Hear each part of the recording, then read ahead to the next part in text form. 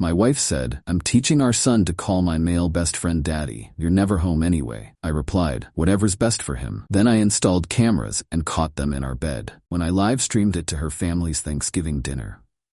I never thought I'd be one of those guys posting their divorce drama online, but after what happened at Thanksgiving dinner last year, I figure my story might help someone else recognize the red flags I missed.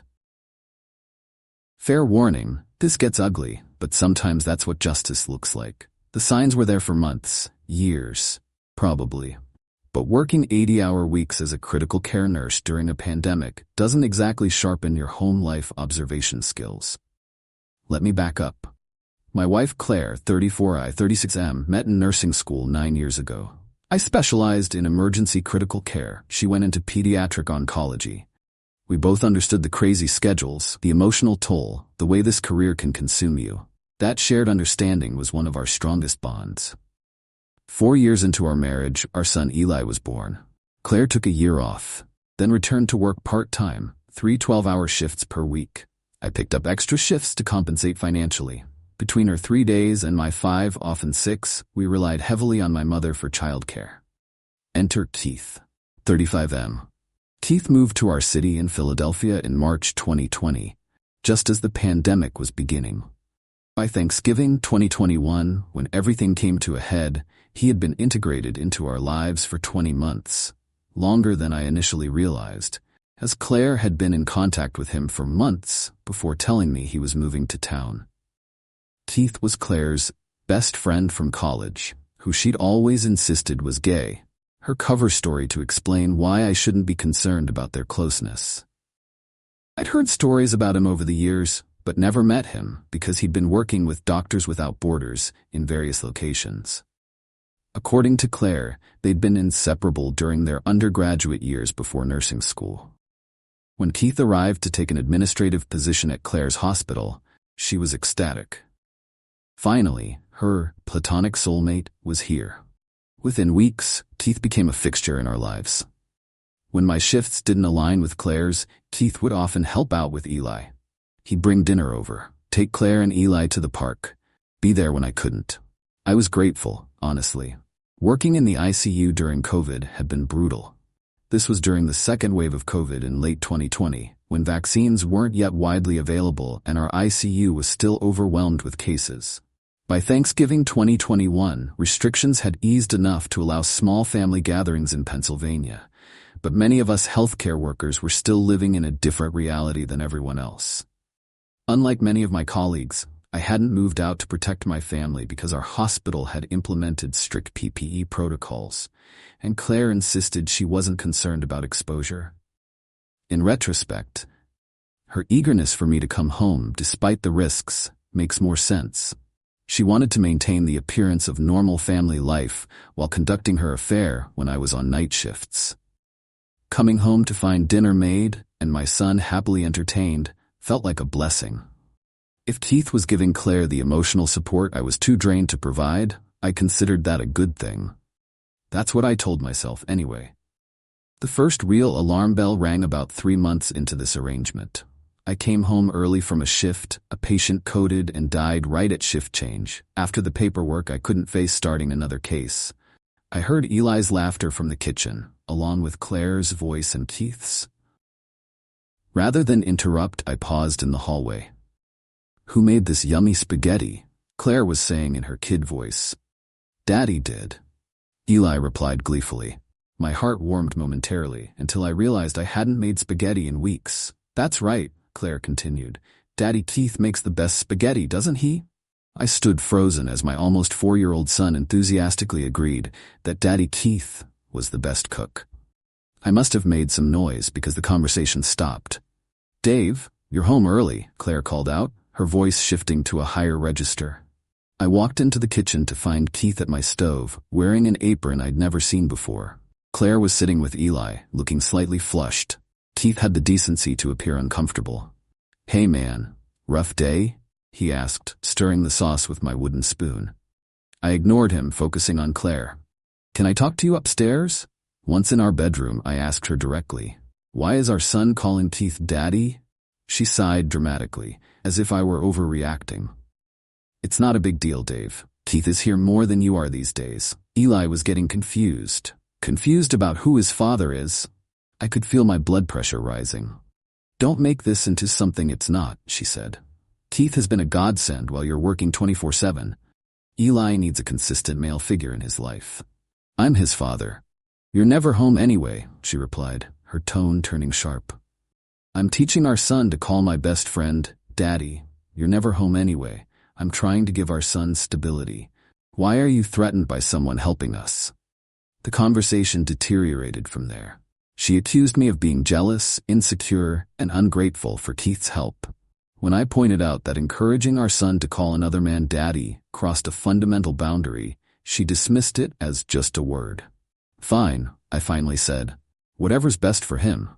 I slept in the guest room that night, telling myself I was overreacting. Claire was right.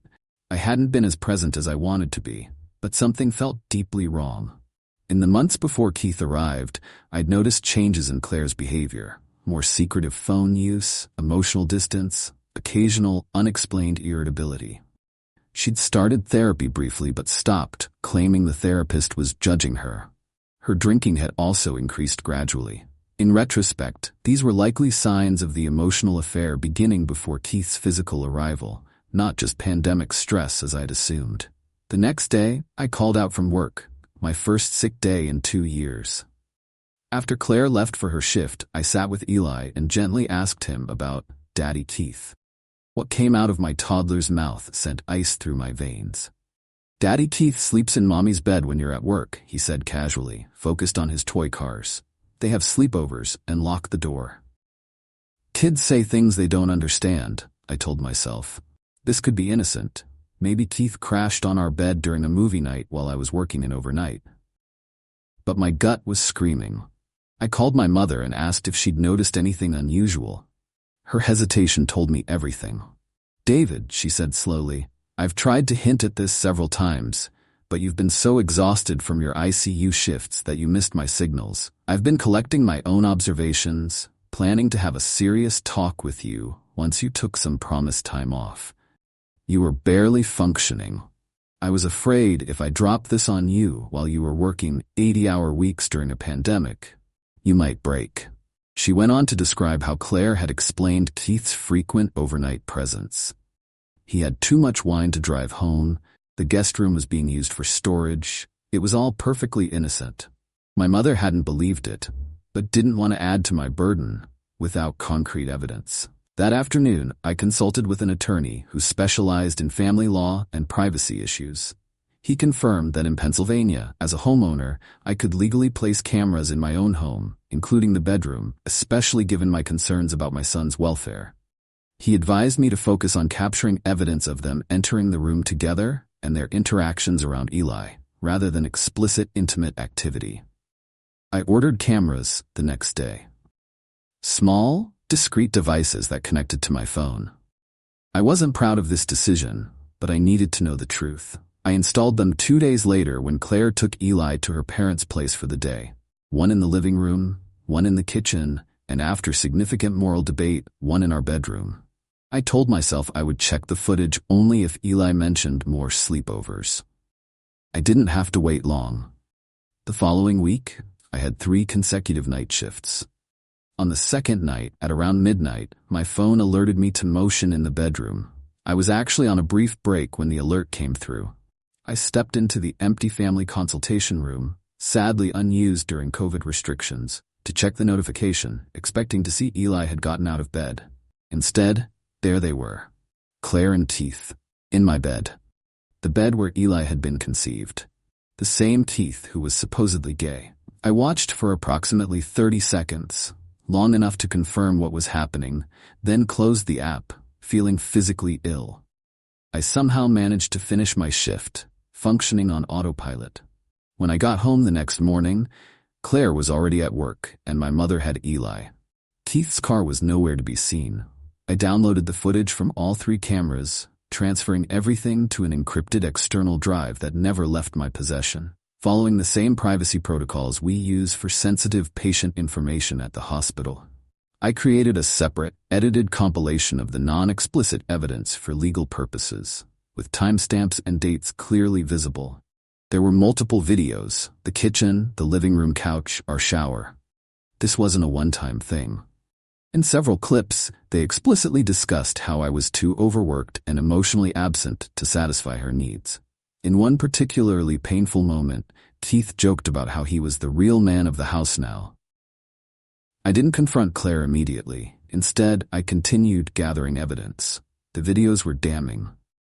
Beyond the obvious infidelity, they showed Claire and Keith drinking heavily with Eli in the house, Claire bad-mouthing me to our son, and Keith referring to himself as Eli's real daddy repeatedly. One clip captured them discussing their future together. Once Claire finally got rid of Dave. Then came the discovery that truly broke me. Claire had been sloppy with her financial trail, perhaps believing I was too exhausted to notice. While gathering documents as my lawyer suggested, I found our mortgage statement showing late payments despite money leaving our joint account on time. Bank records revealed systematic transfers to an account number I didn't recognize. Nearly $18,000 over 6 months. When I ran a credit check as part of the divorce preparation, I discovered she'd opened a separate credit card I knew nothing about, with significant charges at hotels and restaurants on days I'd been working. Text messages recovered from our shared cloud account revealed she'd been helping Keith make payments on his BMW. She'd deleted them from the inbox, but hadn't emptied the trash folder. 2 days before Thanksgiving, I filed for emergency temporary custody with my evidence. The judge granted a temporary order pending a full hearing, which was scheduled for the following week. This gave me legal standing to take Eli home from the Thanksgiving gathering if necessary. Through all of this, I maintained a facade of normalcy. I adjusted my schedule, came home when expected, and never let on that I knew. Claire seemed to interpret my emotional distance as work stress. Thanksgiving was approaching, and as usual, we were expected at Claire's parents' house. Her entire family would be there: parents, siblings, grandparents, aunts, uncles, cousins. These were people who had welcomed me as a son. People who adored Eli. People who had no idea what Claire and Keith had been doing. The plan came to me during a particularly difficult shift, after losing a 38-year-old patient, a father of 2, to COVID. Life is too short for this, I thought. Too short to waste another day living a lie. I enlisted the help of Claire's youngest brother, Ryan, who had always been more my friend than hers. When I showed him a small sample of the evidence, his disgust was palpable. "What do you need me to do?" he asked without hesitation. The plan was simple but effective. Ryan would ensure the family TV was connected to the Wi-Fi and ready to receive a screen share. He had set everything up in advance, creating a specific guest network with a simple password just for this purpose. He'd tested it that morning to ensure the connection was stable and the streaming would work smoothly. As the family's unofficial tech support person, no one questioned him fiddling with the TV settings before dinner. I would arrive late due to work, and Claire would go ahead with Eli. Keith had already been invited at Claire's insistence. Her family knew him as her dear friend who'd been helping during the pandemic. My lawyer advised that while distributing explicit footage would be legally problematic, sharing the non-intimate evidence with immediate family members who had a legitimate interest in understanding the situation was legally defensible, especially since it was a one-time event rather than broader distribution. On Thanksgiving Day, I texted Claire that I'd been held up but would be there for dinner. She seemed annoyed but unsurprised. Meanwhile, I parked in the neighbor's driveway. Claire's parents, next-door neighbors, are close friends who were away for the holiday and had given me permission to use their space. Their driveway was close enough to get a strong Wi-Fi signal, but hidden from view of anyone arriving at the main house. At exactly 5 p.m., when everyone would be gathered for drinks before dinner, Ryan texted, "Now." I opened my laptop, connected to the smart TV inside, and began streaming the footage. Not the explicit bedroom scenes. I wasn't about to show her elderly grandparents or any children that, but plenty of damning evidence nonetheless. Claire and Keith kissing in the kitchen. Them discussing their relationship and plans for the future. Keith instructing Eli to call him Daddy. Claire laughing about how clueless I was while transferring money to her secret account. Ryan had preemptively set up the TV for screen mirroring and disabled the connection notifications under the guise of wanting to show family photos later. He also made sure to have the remote in hand to quickly adjust volume when the stream began. Ryan later described the scene: Claire's mother dropping a glass of wine, her father standing up so abruptly he knocked over his chair, Keith attempting to leave and being physically blocked by Claire's brothers, and Claire herself frantically trying to turn off the TV as her carefully constructed image crumbled around her. I waited 5 minutes, then walked in, still in my scrubs. The silence was absolute. All eyes turned to me, some with shock, others with emerging anger, none directed at me. "Sorry I'm late," I said calmly. "I see you've all been catching up on current events." Claire stood frozen by the TV, face drained of color. Keith was cornered by the bar cart, looking terrified as Claire's brothers loomed over him. "Dave," Claire's father spoke first, his voice shaking. "What is this?" "This is why I'm filing for divorce," I replied, "and full custody of Eli." I walked over to where Eli was playing with his cousins in an adjacent room, blissfully unaware of the adult drama. I knelt down and hugged him tightly. "I need to take Eli home now," I announced, picking up my son. "His things are packed in my car. I don't think we'll be staying for dinner." Claire finally found her voice. "You can't just take him. That's my son." Her own mother turned on her. "Be quiet, Claire. You've done enough." I pulled out my phone where I had documented the temporary custody order, prepared to show it if necessary. "I have temporary custody, Claire. We'll discuss visitation through our lawyers."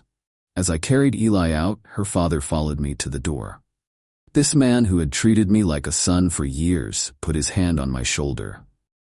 "We're on your side," he said quietly. "Whatever you need." While Claire's parents and brothers were firmly in my corner, her sister initially tried to mediate, suggesting Claire deserved a chance to explain. Her elderly grandmother also struggled with the situation, torn between her disgust at Claire's behavior and her instinct to support her granddaughter. Over time, Claire's continued lies and refusal to take responsibility alienated even these last supporters. The aftermath was both easier and harder than I'd anticipated. Easier because Claire's family rallied around Eli and me, providing statements to the court about what they'd witnessed and heard. Harder because divorce and custody battles are brutal, even with clear evidence. The legal process took 8 grueling months, which my lawyer said was actually expedited, given the clear evidence. The initial emergency custody order was granted quickly, but the final divorce and permanent custody arrangement weren't finalized until this past summer. Claire tried everything, claiming the videos were illegal. They weren't, as my lawyer had confirmed before I installed them, saying I was unstable from PTSD due to COVID deaths, ironic given the drinking captured on video. Even suggesting Keith was just a friend who'd been misunderstood by a toddler. The judge wasn't impressed. The financial evidence was particularly damning. Courts take a dim view of emptying children's college funds to pay for a lover's car payments. I was awarded primary custody, with Claire granted supervised visitation until she completed parenting classes and therapy. Our house was sold, with my portion of the proceeds going into a secured account for Eli's future. Claire was ordered to repay the money she'd diverted, with interest. Keith disappeared from the picture entirely once the free money dried up. Last I heard, he'd moved across the country. Claire eventually got a new job at a different hospital. While her direct colleagues maintained professional interactions, the trust essential to the pediatric oncology team had been broken. When positions opened in other departments, she was passed over repeatedly. Hospital administration never formally acknowledged the situation, but her supervisor later told me they couldn't risk placing her with vulnerable families, given her demonstrated lack of judgment. As for Eli and me, we moved into a new place closer to my mother, who's been an incredible support. I switched to a role with more regular hours, still in critical care, but on a fixed schedule that gives me more time with my son. He's adjusted better than I could have hoped, though he occasionally asks about his mother. We have video calls during her scheduled times, and the supervised visits have been going well enough. It's been just over a year since that Thanksgiving. Claire's family still includes Eli and me in all holiday gatherings. They've made it clear that we remain family, regardless of Claire's actions. She's invited separately, on different days. Sometimes I wonder if the public exposure was too harsh. But then I remember how they planned to cut me out of my son's life. How they were actively teaching him to call another man daddy, while I was working myself to exhaustion to support them. How they laughed about it. How they stole from our child's future. No, I don't regret the live stream. Some betrayals are so profound they deserve to be witnessed. Last night, as I was tucking Eli into bed, he looked up at me and said, "You're my real daddy." 4 simple words that made every difficult moment worthwhile. If you're staying in a relationship for your child's sake, remember that kids need parents who model integrity and self-respect. Sometimes the bravest thing you can do is walk away from people who don't value you and take your children with you. Edit. Appreciate the awards, but maybe donate to your local children's hospital instead? Also, since some folks are asking, 1. Yes, lawyers cleared me to post this now that everything's settled. 2. No, I don't regret anything. 3. Yes, my son is thriving and calls Med Daddy now. A few clarifications. Since this post has blown up more than I expected, let me address some common questions. 1. Yes, the cameras were legal. I owned the home, installed them in common areas, and yes, my bedroom counts as my private space, and did so out of concern for my child's welfare after hearing concerning statements from him. My lawyer vetted this thoroughly before we used anything in court. 2. No, I didn't send actual sex tapes to her family's TV. I'm not a monster. I showed footage of them kissing, discussing their relationship, planning their future, and the Daddy Keith coaching sessions. That was damning enough. 3. Keith was never actually gay. That was Claire's cover story to explain why I shouldn't be concerned about their closeness. Just another lie in the tangled web. 4. For those suggesting I should have confronted Claire privately first, I tried that approach after the daddy incident. She gaslighted me and made me feel like I was the problem. When someone is willing to help your child erase you, they don't deserve the courtesy of a private confrontation. 5. Claire's drinking increased dramatically during Keith's time in our lives. The videos showed them regularly consuming alcohol when responsible for Eli, sometimes starting as early as noon. This became another significant factor in the custody decision. 6. Some have asked if I feel bad about her losing her job. Honestly, no. She was a pediatric oncology nurse, a position requiring impeccable ethics and judgment. Her choices demonstrated neither.